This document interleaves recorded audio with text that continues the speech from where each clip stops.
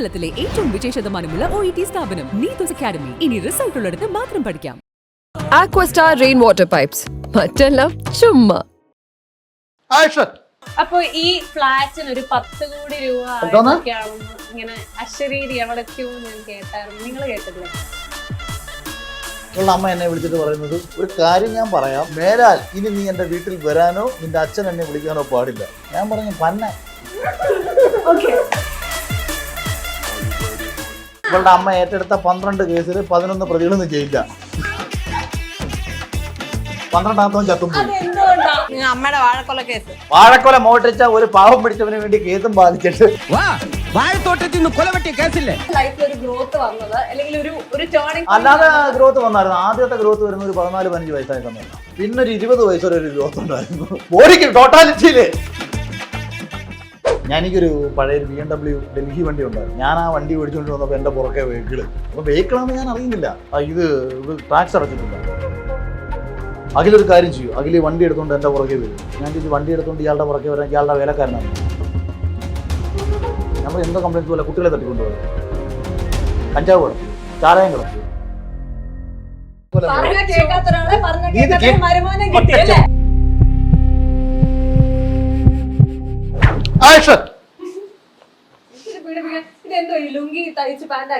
നീ നടക്കടി, ഫാഷൻ അടി. നീ വരുന്ന ഷൂട്ടിന് വരുന്നില്ലെന്നും പറഞ്ഞല്ലേ മോനെ. പോ നീ.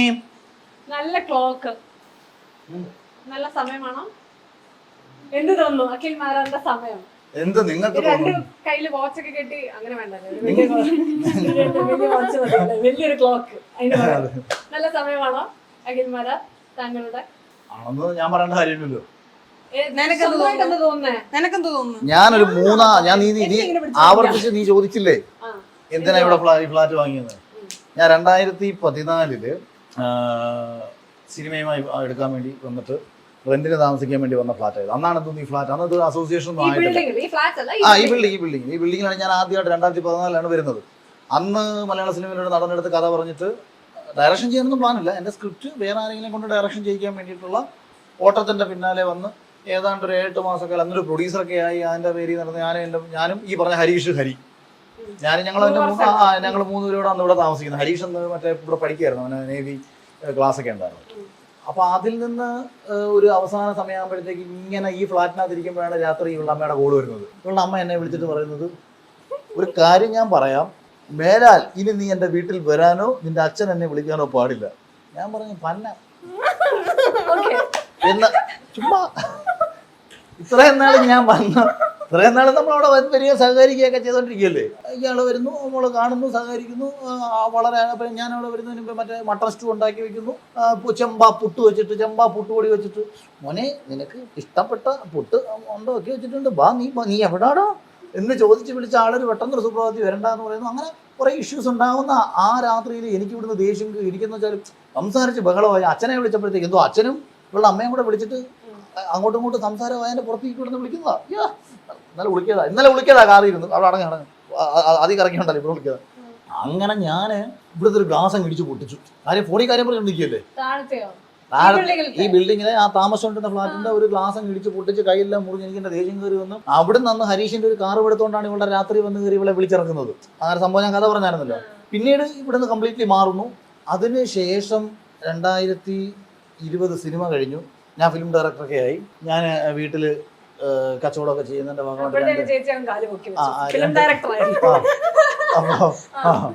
അപ്പം ഇവളുടെ വീട്ടിൽ വീണ്ടും നമ്മൾ താമസിക്കാൻ വരുന്നു. വീണ്ടും അവിടെ ശാശി പ്രശ്നങ്ങൾ ബഹളമായി. ഇറങ്ങി പോകേണ്ടി വരുന്നു, അല്ലെങ്കിൽ ഇറക്കി വിടുന്നു, ഇറങ്ങി പോകുന്നു. അന്ന് പിന്നെ പ്രാവശ്യം ഒറ്റയ്ക്ക് പോകുന്നില്ല, കുടുംബമായിട്ട് ഇറങ്ങി പോകുന്നു. എങ്ങോട്ട് വരുന്നൊന്നുമില്ലല്ലോ. ഇവക്ക് പിന്നെ എന്തോന്ന് സംഭവിച്ചാല് ആകി പോകി ജാഗി ആർക്കറിയാം. എവിടെ പോകുന്നു, കയ്യിൽ 5 പൈസ ഉണ്ടോ, എവന്റെ കൂടെ ഇറങ്ങിപ്പോയ എന്തോ മനസ്സിൽ അങ്ങനാന്നല്ലോ.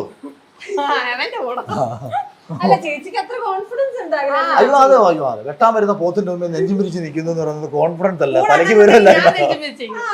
ഇനി വിവരം ബോധമുള്ളവർക്ക് ചെയ്യത്തില്ല. ഇവർക്ക് അത് ഇല്ലാത്തതുകൊണ്ടുള്ള കുഴപ്പമാണ്. ബുദ്ധി ഉദിച്ചിട്ടില്ല. ബുദ്ധി ഉദിച്ചില്ലെങ്കിൽ ജോലിയും കൂലിയും വരുമാനമില്ല. എൻ്റെ അടുത്തൊരു ചോദ്യം ചോദിക്കട്ടെ, എന്നാ നിങ്ങളുടെ പൈസ ഉണ്ടോ? എറണാകുളത്ത് പോയി കഴിഞ്ഞാൽ നമ്മൾ എങ്ങനെയാ ജീവിക്കുന്നത്? 2 പിള്ളേരില്ലേ അവർക്ക്? Akhil Marar from reserve bank of India.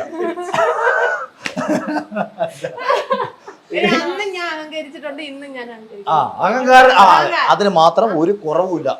ഒരാഴ്ച മുമ്പ് വേറൊരു കഥ പറയാം. ഒരാഴ്ച മുമ്പ് പനിയും പിടിച്ച് വയറിളകി വന്ന് കിടന്നപ്പോഴും എനിക്കൊന്നും തന്നില്ല. അത് ഞാൻ പിന്നെ പറയാം. അത് ഞാൻ പറയാം. അത് ഞാൻ അല്ല അങ്ങനെ അങ്ങനെ അങ്ങനെ പല ഫ്ലാറ്റുകളും അന്വേഷിച്ച സമയത്ത് ഇവിടെ ഇങ്ങനെ ഒരു ഫ്ലാറ്റ് ഒഴിവുണ്ടെന്ന് പറയുന്നു. അപ്പം എനിക്ക് പെട്ടെന്നൊരു ഓർമ്മ, നമ്മൾ പണ്ട് താമസമുള്ള സ്ഥലമാണല്ലോ. അങ്ങനെ കുടുംബവുമായിട്ട് താമസിക്കാൻ വേണ്ടി വരുന്നു. ഇതിൻ്റെ ഏറ്റവും ഫസ്റ്റ് ഫ്ലോറിൽ ഫ്ലാറ്റിലാണ് ഞങ്ങളന്ന്. അത് ഒരു ഫർണിഷ്ഡ് ഫ്ലാറ്റ് താമസിക്കുന്നു. ഇതിൻ്റെ തൊട്ടപ്പുറത്തെ ഫ്ലാറ്റ്, അതായത് ഞാൻ ഇത്രയും നാളും താമസിച്ചുകൊണ്ടെന്ന് ഇതിൻ്റെ തൊട്ടപ്പുറത്തെ ഫ്ലാറ്റ്, അതിപ്പോഴും നമ്മൾ തന്നെ ആ ഫ്ലാറ്റിനകത്ത് കഥ എഴുതാൻ വേണ്ടിയിട്ട് അതും എടുത്തിരുന്നു. അങ്ങനെ ഈ 2 ഫ്ലാറ്റ്. അങ്ങനെ പിന്നെ ഇവിടെ വന്ന ശേഷം നമ്മുടെ ജീവിതത്തിൽ പൈസയ്ക്ക് ബുദ്ധിമുട്ട് വന്നിട്ടില്ല. അതായത് രാജലക്ഷ്മി എന്ന് പറയുന്ന ലക്ഷ്മി വന്നു. ലക്ഷ്മി എന്ന് പറഞ്ഞൊരു രാശിയുള്ളൊരു അല്ലേ? അതെ. അത് കൂടെ വന്നപ്പോഴത്തേക്കിന് അന്ന് തൊട്ട് എന്നിട്ട് അച്ഛൻ എത്ര ബിഗ് ബോസ് വിജയിച്ചു? വെച്ചടി കേട്ടതായിരുന്നു. ഇവളുടെ അമ്മ ഏറ്റെടുത്ത 12 കേസിൽ 11 പ്രതികളൊന്നും ചെയ്യില്ല. 12ാമത്തവൻ ചത്തുപോയി. അല്ല, അവിടെ ഉള്ള സമയത്തെ കാര്യമാണ് ഞാനീ പറയുന്നത്. വാഴക്കൊല മോട്ടിച്ച ഒരു പാവം പിടിച്ചവന് വേണ്ടി കേസും ബാധിച്ചിട്ട് ഈ ഉള്ളതാടി ഇനി സത്യമാണ്. നീ അല്ലെങ്കിൽ ഇവരെ വിളിച്ചു പോയി. അങ്ങനെ തോന്നിയില്ലേ എനിക്ക്? അങ്ങനെ എല്ലാവർക്കും തോന്നുന്നത് സത്യമാണ്. കണ്ട നല്ല ആഠ്യത്വവും എന്തോ മോശമാണോ കാണാൻ. അല്ല ഞെടിഞ്ഞ് വന്ന് നിൽക്കുന്ന കണ്ടാൽ ഹൈക്കോടതി ജഡ്ജിയാണ്. പിന്നെ ആ ഒരു വിൽ പവർ ഉള്ളതല്ലേ 40 വയസ്സായപ്പോ കണ്ട് LLB എടുത്ത്. അത് പവർഫുൾ. ജാവ സിമ്പിൾ ആണെങ്കിലും പവർഫുൾ ഒക്കെയാ. പക്ഷെ കുഴപ്പമെന്ന് പറഞ്ഞാൽ മുക്കാല് കാര്യങ്ങളും കേൾക്കത്തില്ല. അവിടെ ഞാൻ വീട്ടിലുള്ളപ്പോഴാ വാഴക്കൊല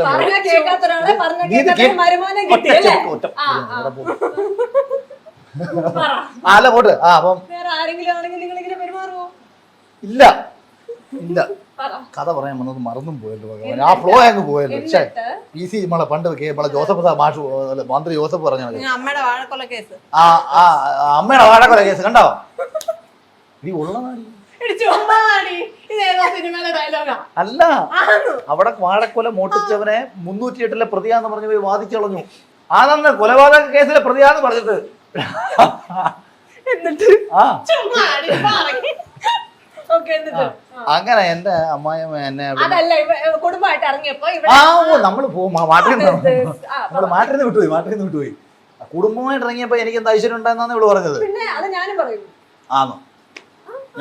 ആണെന്ന് ഞാൻ അംഗീകരിച്ചിരിക്കുന്നു. പക്ഷേ എല്ലാം എന്റെ ഭാര്യയുടെയും എന്റെ മക്കളുടെയും പ്രാർത്ഥന കൊണ്ട് മാത്രം. അല്ലാതെ എന്റെ കൂടെ ഹൗസിൽ 17 കണ്ടസ്റ്റന്റുകള് മണമണോ ഇല്ലാത്തതല്ല. അല്ലാതെ ലൈഫിൽ ഒരു ഗ്രോത്ത് വന്നത് അല്ലെങ്കിൽ ഒരു ടേണിംഗ് അല്ലാതെ ഗ്രോത്ത് വന്നായിരുന്നു. ആദ്യത്തെ ഗ്രോത്ത് വരുന്ന ഒരു 14-15 വയസ്സായ സമയത്താണ്. പിന്നെ ഒരു 20 വയസ്സ് വരെ ഒരു ഗ്രോത്ത് ഉണ്ടായിരുന്നു. ബോഡിക്ക് ടോട്ടാലിറ്റിയില് ഫിസിക്കൽ ഗ്രോത്ത്. അതിനുശേഷം എനിക്കൊരു ഗ്രോത്ത് ഉണ്ടാകുന്നത് ഇപ്പോഴാണ്. അങ്ങനെ അത് അവിടെ താമസിച്ചു. അങ്ങനെ അവിടെ റെന്റിന് കുറെ കാലം താമസിച്ചു. അങ്ങനെ ഇരിക്കുന്ന സമയത്താണ് വീണ്ടും നമുക്ക് സാമ്പത്തികമായിട്ട് മുന്നോട്ട് പോക്കൊന്നും ഇല്ലാതെ ഇങ്ങനെ സിനിമയുടെ കാര്യങ്ങളിൽ എനിക്ക് കൺഫ്യൂഷൻ. ഇനി അടുത്ത ഏത് പടം എടുക്കണം.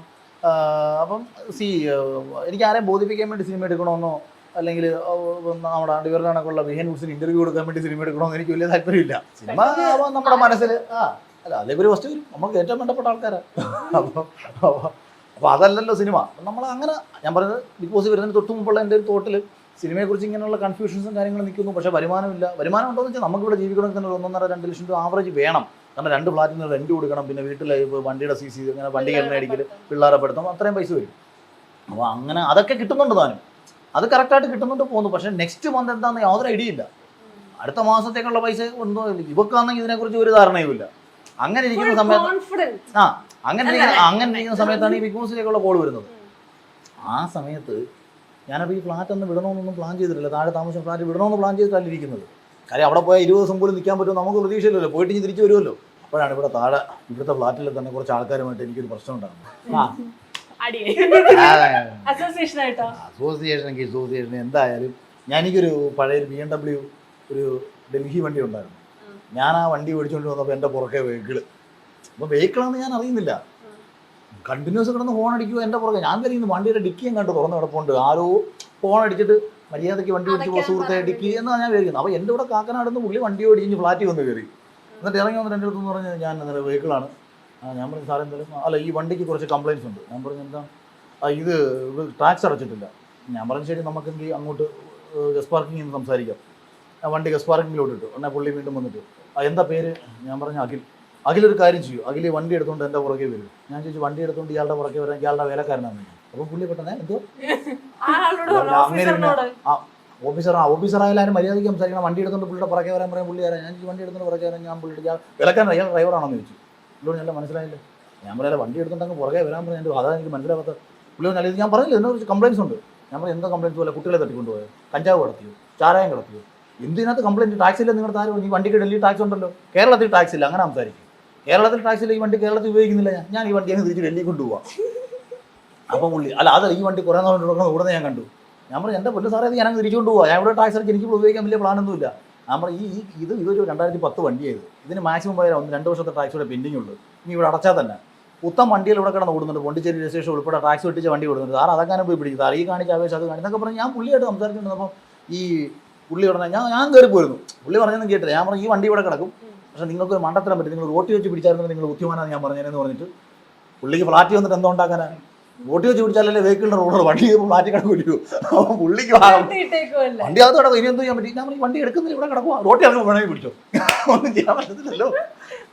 ഞാനും ഫ്ലാറ്റ് കയറി പോയി. കുറച്ച് കഴിയുമ്പോൾ കെയർടേക്കർ ഒന്ന് വിളിക്കുന്നു, പോലീസുകാരെല്ലാം വന്നു പറഞ്ഞു. അങ്ങനെ അപ്പോൾ പോലീസുകാരിലായിരുന്നു 2 വണ്ടിക്കകത്ത് വെഹിക്കിള്. അപ്പോൾ യൂണിഫോം ഉള്ളവർ വന്നപ്പോൾ കെയർടേക്കർ കയറി പോലീസാണ്. അങ്ങനെ ഞാൻ വന്നപ്പോഴത്തേക്ക് ഫുള്ള് വെഹിക്കിൾ ടീംസ് എല്ലാം എവിടെ ഇങ്ങനെ നിൽപ്പുണ്ട്.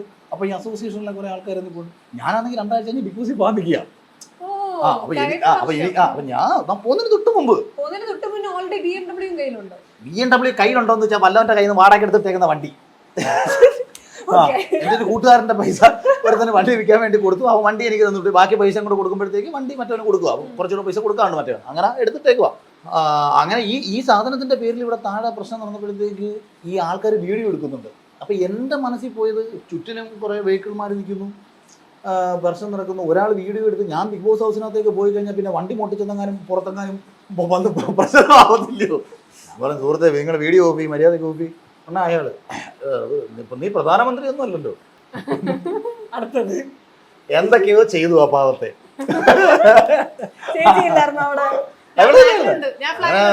പ്രശ്നമായി. ഞാൻ പറയാത് പോകുന്നതിന് തൊട്ട് മുമ്പ് എന്നിട്ട് ഞാൻ ഹരിയെ വിളിച്ചു പറഞ്ഞു അളിയാ ബിഗ് ബോസിൽ പോയാൽ ഒരാഴ്ച തികച്ച് നിൽക്കാൻ പറ്റുമെന്ന് തോന്നുന്നില്ല. കാര്യം കുറേ നാളിന് ശേഷം ഞാൻ ഭയങ്കരമായിട്ട് ദേഷ്യപ്പെടുന്ന ഒരു സാഹചര്യം ഇന്നിപ്പോൾ ഇവിടെ നടന്നെന്ന് പറഞ്ഞ ഈ വിഷയങ്ങളും പറഞ്ഞു. അപ്പം ഞാൻ അന്നേരം സ്വാഭാവികമായിട്ടും ഫ്ലാറ്റിൽ പ്രശ്നമൊക്കെ ഉണ്ടാക്കിയല്ലോ. അപ്പോൾ നമ്മൾ രണ്ടിന് താമസിക്കുന്ന ഒരാളായതുകൊണ്ട് തന്നെ ഇവിടുന്ന് ഇറക്കി വിടുമല്ലോ. അപ്പോൾ ഇറക്കി വിടുമ്പം അങ്ങനെ ഇറക്കി വിടാൻ പറ്റത്തില്ല. അപ്പോൾ ഞാൻ കരുതി എന്നാൽ പിന്നെ ഫ്ലാറ്റ് അങ്ങോട്ട് വിളിച്ചു പറഞ്ഞ് ഞാൻ പിന്നെ ഫ്ലാറ്റ് അങ്ങ് ഒഴിഞ്ഞു. ഞാനേ ബിഗ് ബോസിൽ പോവുക ഫ്ലാറ്റ് ഒഴിയുക അല്ലെങ്കിൽ പിന്നെ ഇറക്കി വിടുന്ന പറയാം അതാണ് കിടന്നത്. അങ്ങനെ ഇറങ്ങി പോവാണ് ഞാൻ ഈ ഫ്ലാറ്റിൽ നിന്ന്. അപ്പം ഈ മേളിൽ കഥ എഴുതാൻ വേണ്ടി എടുത്തിട്ടിരുന്ന ഫ്ലാറ്റ് അഭിമാനം കാരണം അത് കൊടുത്തതുമില്ല. ആ റെന്റ് ഞാൻ കൊടുത്തോളാം, കാരണം ഞാൻ പോയിട്ടൊന്നുമില്ല, ഇവിടെ തന്നെ ഉണ്ട്. പക്ഷെ നമ്മൾ എന്ന് കാണിക്കുക എന്നുള്ള ഉദ്ദേശത്തിൽ താഴത്തെ വിട്ടോ മേളിലത്തത് നിർത്തുകയും ചെയ്തു. എന്നിട്ട് തിരിച്ച് ബിഗ് ബോസ് ചേച്ചി വന്നല്ലോ. ബിഗ് ബോസ് ചേച്ചി വന്നപ്പോഴത്തേക്ക് പൈസ വരുമെന്നും അതായത് നമ്മുടെ ശമ്പളം, പിന്നെ ബിഗ് ബോസിൻ്റെ വിന്നിങ് പൈസ, അല്ലാതെ നമ്മുടെ മുന്നിലേക്ക് എത്തുന്ന മറ്റു ഓപ്ഷൻസ്. അതുകൊണ്ട് തന്നെ എല്ലാവരും പറഞ്ഞു നല്ല ഒരു പോസ്റ്റ് ഫ്ലാറ്റൊക്കെ എടുത്ത് മാറ്, അല്ലെങ്കിൽ വില്ല എടുക്കുക എന്നൊക്കെ ഇങ്ങനെ പറഞ്ഞു. എല്ലാവരും വീട് എനിക്ക് വണ്ടിയോടാണ് താല്പര്യം എന്നുണ്ടെങ്കിലും വീട് എന്നുള്ള രീതിയിൽ എല്ലാവരും പറഞ്ഞു. അങ്ങനെ ഞാനിവിടെ അത്യാവശ്യം പോഷായിട്ടുള്ള 1-2 സ്ഥലത്ത് ഞാൻ പോയി. മന്ത്ലി ഒരു 75,000 രൂപയൊക്കെ റെൻറ്റ് വരുന്ന ഫ്ലാറ്റുകളും വില്ലകളും ഒക്കെ ഞാൻ പോയി നോക്കി താമസിക്കാൻ വേണ്ടിയിട്ട്. അങ്ങനെ എന്നിട്ട് ഇടയ്ക്ക് പറഞ്ഞാൽ ഞാൻ ഏകദേശം സെറ്റാവുക. അപ്പോൾ ഈ സമയത്തൊക്കെ പിള്ളേരുടെ പഠിത്തം ഇവരെ ഇങ്ങോട്ട് മാറ്റണം, ഇവരെല്ലാം അവിടെ നിൽക്കുന്നു. ഇത് പഴയത് കണക്ക് ഇങ്ങനെ ഓടി നടന്ന് എനിക്ക് എല്ലായിടത്തും മാനം പറ്റുന്നില്ല, എനിക്കും പരിപാടിയുണ്ട്, തിരക്കുണ്ട്. പക്ഷേ ഞാൻ പോയി പലതും കണ്ടെങ്കിലും ഒരു മനസ്സിനൊരു തൃപ്തിയില്ല. എന്നിട്ട് ഞാൻ പറഞ്ഞില്ല, ഞാൻ ഒരു സ്ഥലം പോയി കണ്ടു, ഓൾമോസ്റ്റ് അഡ്വാൻസ് കൊടുക്കാൻ പോകുന്ന സമയത്ത് അവിടെ അസോസിയേഷൻ്റെ ഒരുത്തന്നെ ഇങ്ങോട്ട് വന്നിട്ട് ജാട സംസാരം. അവൻ്റെ മോന്തവളൊക്കെ പറഞ്ഞാൽ കൊടുത്താലോ എന്ന് എനിക്ക് തോന്നി. എനിക്ക് അവൻ്റെ ഇവൻ്റെയൊക്കെ പാഷൻ പഴുത്തേക്ക് ഇവിടെ ആര് കാണാം. അതേസമയം ഇവിടെ ഭയങ്കര ക്വാളിറ്റി ഉള്ള ഒരു അന്തരീക്ഷം. അങ്ങനെ ഞാൻ ഇവളോട് പറഞ്ഞു എടി ഒരു കാര്യം ചെയ്യാം. എന്നിട്ട് ഞാൻ ഇതിൻ്റെ തൊട്ടടുത്ത് വേറൊരു ഫ്ലാറ്റിൽ പോയി. ഞങ്ങളന്നിട്ട് പോയി, ഞങ്ങളുടെ ഡ്രസ്സും ബാഗും എല്ലാം കൂടെ പൊക്കി എടുത്തിട്ട് വേറൊരു ഫ്ലാറ്റിൽ പോയി. അപ്പോൾ ആ ഫ്ലാറ്റ് മേടിക്കാൻ അതിന് 85 ലക്ഷം രൂപ ആ ഫ്ലാറ്റിൻ്റെ റേറ്റ്. അപ്പം അതായത് പ്ലെയിൻ ഫ്ലാറ്റ് ആണെങ്കിൽ അവർ പ്ലെയിനായിട്ട് ചുമ്മാ അതൊന്ന് ഫർണിഷ് ചെയ്തിട്ടുണ്ട്, അത്രയേ ഉള്ളൂ.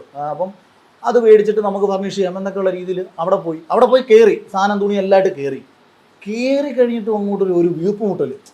ഇവിടെ ഇവിടെ നിൽക്കാൻ പറ്റത്തില്ല. അപ്പൊ ഞാൻ അവിടെ കയറിയിട്ട് ഒരു സന്തോഷം ഫീൽ ചെയ്യുന്നില്ല അതിനകത്തോട്ട് കയറിയപ്പോൾ. ഓഗസ്റ്റിലോ ഈ ഇപ്പം ബിഗ് ബോസ് കഴിഞ്ഞ് വന്നിട്ട് ഞങ്ങൾ തുണിയെല്ലാം പാക്ക് ചെയ്ത് അതിനകത്ത് പോയി കയറിയതിന് ശേഷം വീണ്ടും ഹരിയെ വിളിച്ചു പറഞ്ഞാൽ അളിയാ ഇത് ശരിയാവത്തില്ല. അപ്പോൾ അപ്പുറത്തെ ഫ്ലാറ്റാണെന്നുണ്ടെങ്കിൽ വെറും വൃത്തികേടായിട്ട് കിടക്കുക. അറിയാലോ, കാര്യം ഞാൻ കഥ എഴുതാൻ വേണ്ടിയിട്ടിരുന്നതും ഒരു ബാച്ചിലർ ഫ്ലാറ്റ് പോലെ വെറും വൃത്തികേടായിട്ട് കിടക്കുന്ന ഫ്ലാറ്റാണ്. അപ്പോൾ അത്രയും പന്ന ഫ്ലാറ്റിലേക്ക് വരാൻ ബിഗ് ബോസ് ജയിച്ചു കഴിഞ്ഞ് വലിയ മറ്റേ സ്റ്റാർ ഹോട്ടലാണ്.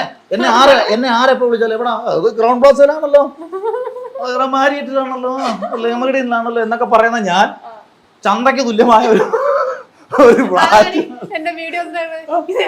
അപ്പൊ ഞങ്ങള് കണ്ടിട്ടില്ലേ, ഞാൻ മറ്റേ വീടിനകത്തൊക്കെ വീഡിയോസ് ഒക്കെ ഇടുമ്പോൾ ഓരോരുത്തർ യവൻ മിനി കൂപ്പറി നടക്കുന്ന അവന്റെ ഫ്ലാറ്റ് കണ്ട.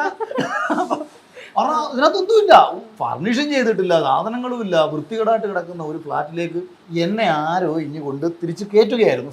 സത്യസന്ധമായി പറഞ്ഞ അങ്ങനെ ഒരു പ്ലാനുമില്ല. അപ്പം ഞങ്ങൾ അയൽക്കാരായിരുന്നല്ലോ. അപ്പം പുള്ളി കണ്ടു, സംസാരിച്ചപ്പോൾ പുള്ളി പറഞ്ഞു അവര് ബോംബെയിലാണ്, ഇത് മേടിക്കണമൊന്നും പ്ലാനില്ല. വളരെ വിചാരിതമായി കാണുമ്പോൾ അങ്ങനെ സംസാരിച്ചു, അങ്ങനെ അങ്ങ് എത്തി. പക്ഷെ ഭയങ്കര എനിക്കെന്ന് വെച്ചാൽ ഒന്ന് ഇവിടുത്തെ അസോസിയേഷൻ ആൾക്കാർ, നമ്മളിവിടുത്തെ കെയർ ടേക്കേഴ്സ്, മാനേജേഴ്സ്, എല്ലാവരുടെയും സഹകരണം, പിന്നെ നമുക്ക് കിട്ടുന്ന ടോട്ടൽ ഒരു കംഫർട്ട് സോണ്, അന്തരീക്ഷം, മൊത്തത്തിൽ കുട്ടികൾക്ക് കിട്ടുന്നൊരു സന്തോഷം, ഇപ്പോൾ ഇവർക്കായാലും ഇവരുടെ പഴയ ഫ്രണ്ട്സ് കാര്യങ്ങൾ, അങ്ങനെ ഒരു നമ്മൾ ഭയങ്കര ഒരു കംഫർട്ടായിട്ട് നിൽക്കാൻ പറ്റിയൊരു അന്തരീക്ഷം നമ്മുടെ മിസ്റ്റി ഹിൽസിൽ ഉണ്ടായിട്ടുണ്ട് എന്നുള്ളത് തന്നെയാണ് നമ്മളെ ഇങ്ങോട്ട് കൊണ്ടുവന്നത്. എന്നിട്ട് ഞാൻ വിചാരിച്ചു ഈ 2 ഫ്ലാറ്റ് കൂടെ ഈ ഭിത്തി പൊട്ടിച്ച് ഇത് രണ്ടും കൂടെ ആകുമ്പോഴത്തേക്ക് വലിയ ഫ്ലാറ്റാണ്. ഇപ്പോൾ ഇത് എനിക്ക് 1550 സ്ക്വയർ ഫീറ്റ് വന്നിട്ടാണ്.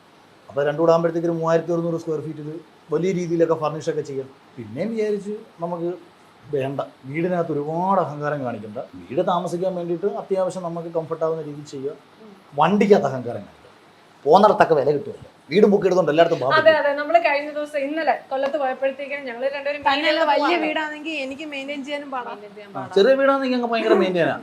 ഞാൻ ആ 2 ദിവസം കൊണ്ട് ഇവിടെ റോബോട്ട് ഉണ്ട് ഏതാ ക്ലീൻ ചെയ്യാൻ. എന്തുവാ എടി ഒരു വാക്യൂം പിടിച്ചോണ്ട് ഇങ്ങനെ നടക്കുവാ, വാക്കം പിടിച്ചോണ്ട് ഇങ്ങനെ നടക്കുവല്ല, അത് പിടിച്ചോണ്ട് നടക്കുവാ. അതാ ഇവിടെ കൊണ്ടുവച്ചേക്കുന്നത്. ഇവിടെ ഒരു റോബോ ഉണ്ടെന്ന് പറഞ്ഞിട്ട് ഞാൻ വിൽപ്പന തിരിച്ചെടുത്തിരിക്കുന്നു. ആ വാക്കുകളിൽ ഞാൻ വിറ്റിട്ടില്ല. എന്നിട്ട് റോബോ എന്ത് ചെയ്യേ? റോബോ ഉണ്ട്, അത് ക്ലീൻ ചെയ്യുന്നുണ്ടോ?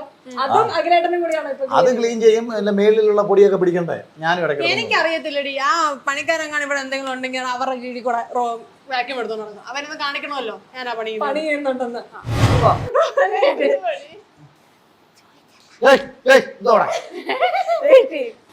ഇന്നലെ ഞങ്ങൾ വണ്ടിയിൽ പൊയ്ക്കൊണ്ടിരുന്നപ്പോ അഖിലേട്ടനോട് ഞാൻ ചോദിച്ചു എന്തുകൊണ്ട് എനിക്ക് വണ്ടി തന്നില്ല മിനി കൂപ്പർ ഓടിക്കാൻ. അപ്പൊ എന്നോട് പറഞ്ഞു എനിക്ക് വണ്ടി ഓടിക്കാനും അറിയത്തില്ല, എനിക്കിവിടെ വണ്ടിയുമില്ല, അതുകൊണ്ട് റെസ്പോൺസിബിൾ അല്ല. അപ്പൊ ഞാൻ പറഞ്ഞു ചേച്ചി എനിക്ക് വണ്ടി തരാന്ന് പറഞ്ഞാണല്ലോ, ചോദിക്കാൻ എന്താ എനിക്ക് വണ്ടി ഇന്നലെ തരാന്ന് ചോദിക്കും. എന്താ വണ്ടി ഓടിക്കാൻ കൊടുക്കണോന്ന്? എന്താ ഭാര്യ ഓടിക്കുന്ന വണ്ടി? ഓ മൈ ഗോഡ്, അങ്ങ് ബ്ലഷ് ചെയ്ത് അങ്ങ് ചുമന്ന് എനിക്ക് അങ്ങ് വയ്യ. വണ്ടി കയറ്റെന്ന് പറഞ്ഞാൽ രാത്രി എന്തെല്ലാം വിഷയം അറിയോ? അതുകൊണ്ടാ പേടിച്ചിട്ടാ. അത് ഞാൻ ജാഗോറ എടുത്തോണ്ട് വന്നിട്ട് മൂവാറ്റുപുഴ പോയിട്ട് മറ്റേ മിനി എടുത്തോണ്ട് ഞാൻ പോയില്ലായിരുന്നോ? നിങ്ങൾ എന്തുകൊണ്ട് സെറീനെ ഫ്ലാറ്റിൽ വിട്ടിട്ട് മൂവാറ്റുപുഴ പോയില്ല? വണ്ടിയുടെ കാര്യം പറഞ്ഞ സ്ഥിതിക്ക് അടുത്തതായിട്ട് ഏത് വണ്ടി എടുക്കാനാണ്? നീ എന്തിനാ അത് പോന്നു? ഇത് പറ. മിനി കൂപ്പർ പോയിട്ട് ഒരു വണ്ടി പോലും ഡ്രൈവ് ചെയ്ത് തന്നിട്ടില്ല. ഒരു ഡ്രൈവിന് പോയിട്ടുണ്ടോ? ഡ്രൈവിന് പോയിട്ടുണ്ടോ? അപ്പൊ ഈ ഫ്ലാറ്റിന് ഒരു 10 കോടി രൂപ ആണെന്ന് ഇങ്ങനെ അശരീരി എവിടേക്കോ ഞാൻ കേട്ടായിരുന്നു. നിങ്ങൾ കേട്ടില്ലേ? കറക്റ്റാ, ഞാൻ കേട്ടായിരുന്നു അങ്ങനെയൊക്കെ ഫേസ്ബുക്കില്. അതെ, ഇവരൊക്കെ ഇങ്ങനെ പലതും പറയാം, അങ്ങനെയൊക്കെയുള്ള ചോദ്യങ്ങൾ. അപ്പൊ എത്രയായി ഈ ഒരു കോസ്റ്റ് മേടിക്കാനും ഇന്റീരിയർ ചെയ്യാനും മൊത്തത്തിൽ ഓൾ ടുഗദർ? അല്ല, പൈസ നമുക്ക് ഞാൻ പ്രതീക്ഷിച്ചതിനെക്കാട്ടിയും ഭയങ്കര പൈസ ആയിട്ടുണ്ടെന്നുള്ളതാണ് സത്യം. ഒരു നിയറാണ് 1 കോടി രൂപയൊക്കെയാണ് എല്ലാം കൂടെ. പിന്നെ ഞാൻ ചിലപ്പം അതിൽ കൂടുതലുമായി കാണും. കാര്യം എന്ന് വെച്ചാൽ ഇന്റീരിയർ ആണ് നമുക്ക് ഭയങ്കര പൈസയായത്. ഞാൻ ഫർണിഷ്ഡ് ഫ്ലാറ്റ് വാങ്ങി. ഫർണിഷ്ഡ് ഫ്ലാറ്റ് വാങ്ങിയപ്പം ആ ഫർണിഷിങ്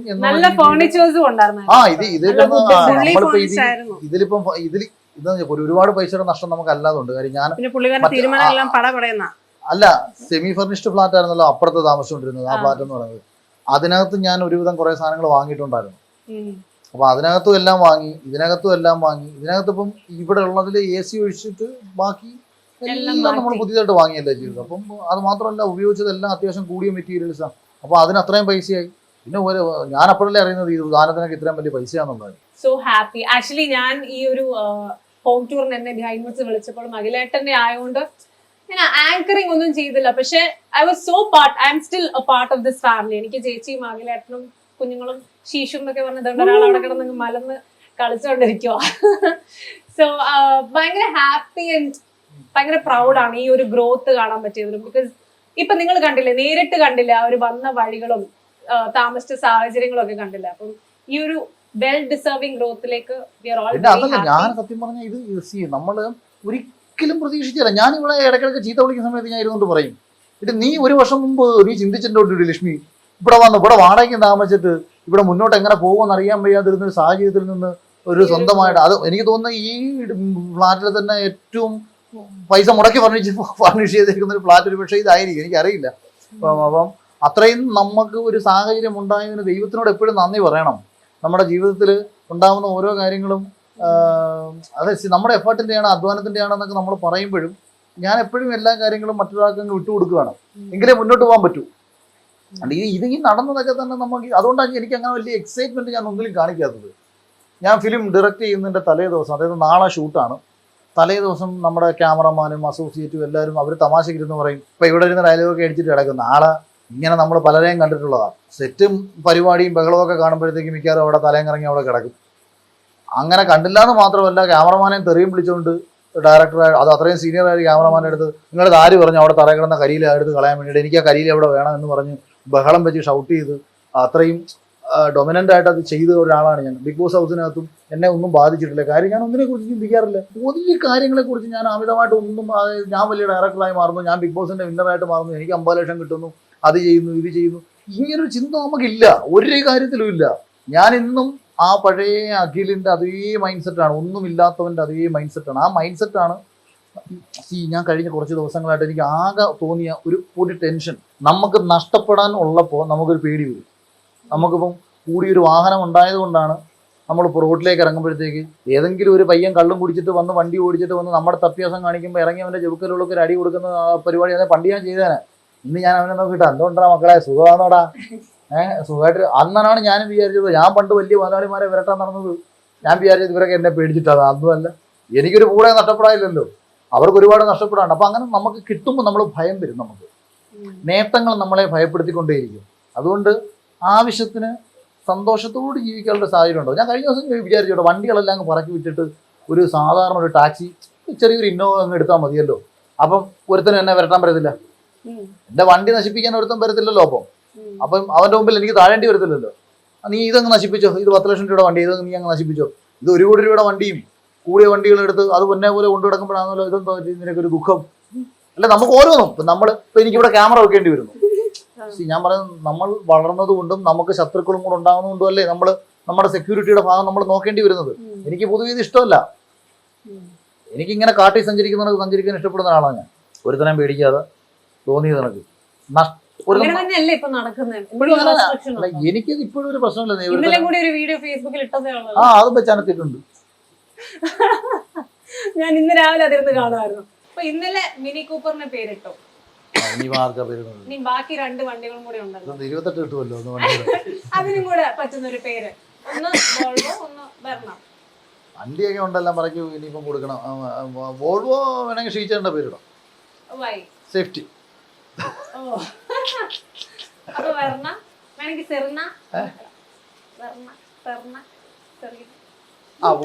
വെർണയും വിശ്വസിക്കാൻ കൊള്ളത്തില്ല, ചെറിയനെയും വിശ്വസിക്കാൻ കൊള്ളത്തില്ല എന്ന് വേണമെങ്കിൽ പറയാം.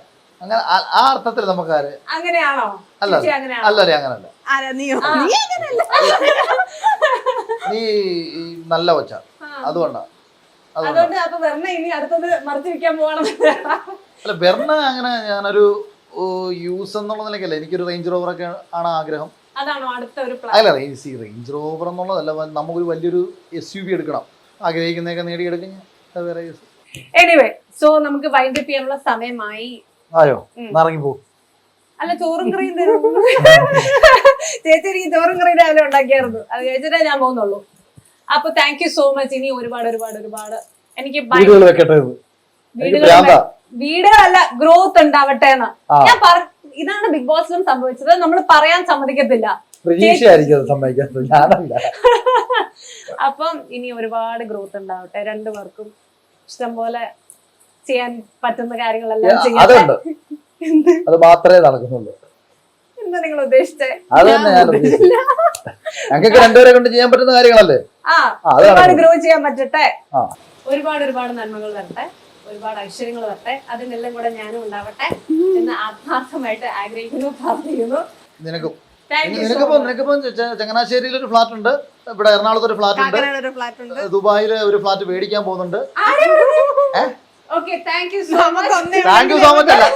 അല്ലല്ല, സത്യം. ചങ്ങനാശ്ശേരിയിൽ ഒരു ഫ്ലാറ്റ്, ചെങ്ങന്നൂര് ടൗണില് വലിയ കുടുംബ വീട്. എന്റെ വീടാണോ അതോ അമ്മയുടെ കുടുംബ വീടാണോ? അയ്യോ, ചെങ്ങന്നൂർ ടൗണില്. നിങ്ങളെ ഇവരുടെ വീടിന്റെ മുറ്റത്തൂടെ MC റോഡ് പോകുന്നത്. കാക്കനാട് ഫ്ലാറ്റ്. ഇനി വേറെ എന്തെങ്കിലും പറയാനുണ്ടോ? ദുബായില് അവിടെ ഞാൻ ദുബായിലൊക്കെ ഫ്ലാറ്റ് മേടിക്കുന്ന കാര്യമൊക്കെ ഞാൻ അറിഞ്ഞു. പിന്നെ സുനു ആന്റി അറിഞ്ഞിട്ട് പോലെ എത്തിയതേ ഉള്ളൂ. ഓക്കെ, അപ്പൊ വെറുതെ ആണ് ഇതെല്ലാം പറഞ്ഞത്. അപ്പൊ thank you so much. Hoping to see a lot of growth. അതിന്റെ കൂടെ ഞാനും ഉണ്ടാവും. ബിഹൈൻഡ് വുഡ്സ് ഉണ്ടാവില്ലേ? എനിക്കറിയത്തില്ല. ഡെഫിനറ്റ്ലി കാണും. അപ്പൊ ശരി, താങ്ക് യു. അപ്പൊ ടാറ്റ പറയൂ. ടാറ്റ, ബൈ. കേരളത്തിലെ ഏറ്റവും വിജയശതമാനമുള്ള OET സ്ഥാപനം നീതോസ് അക്കാഡമി. ഇനി റിസൾട്ട് ഉള്ളിടത്ത് മാത്രം പഠിക്കാം. Aquastar rainwater pipes. മറ്റെല്ലാം ചുമ്മാ.